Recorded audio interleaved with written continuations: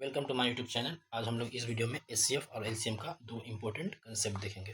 पहला कंसेप्ट ये है, ये सवाल जो स्क्रीन पे है आपके वो एसएससी सीजीएल में पूछा गया था।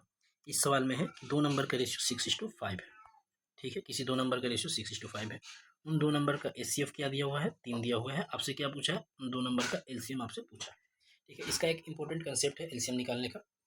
एलसीएम जो होता है वो दो नंबर का रेशियो का प्रोडक्ट, दो नंबर का रेशियो का प्रोडक्ट। यहाँ दो नंबर का रेशियो 6:5 दिया हुआ है, यानी 6 और 5 का प्रोडक्ट इंटू एचसीएफ के, यानी कि 6 इंटू 5 और एचसीएफ आपका दिया हुआ है 3, यानी कि इसका इन दो नंबर का एलसीएम होगा 6 5 30 या 90। ठीक है, तो 90 is the right answer. Second concept जो है वो ये है, ये भी एसएससी सीजीएल में पूछा गया था।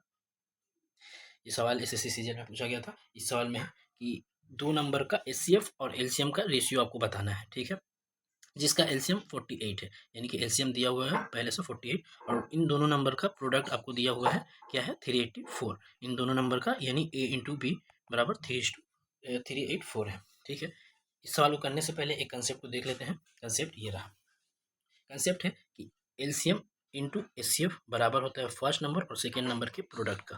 First number into second number बराबर होता है एलसीएम और एचसीएफ के प्रोडक्ट का। ठीक है, अब इस सवाल को करते हैं। तो दो नंबर का प्रोडक्ट आपको दिया हुआ है 384। ठीक है, एलसीएम दिया हुआ है 48।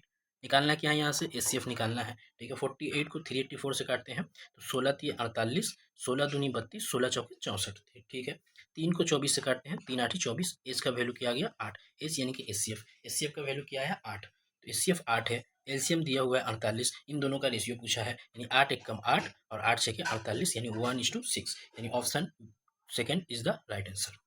ठीक है, अगर ये दोनों कंसेप्ट आपको पसंद आया तो इस वीडियो को लाइक कीजिए और चैनल को सब्सक्राइब कीजिए। आगे इसी तरह का वीडियो आपको मिलता रहेगा।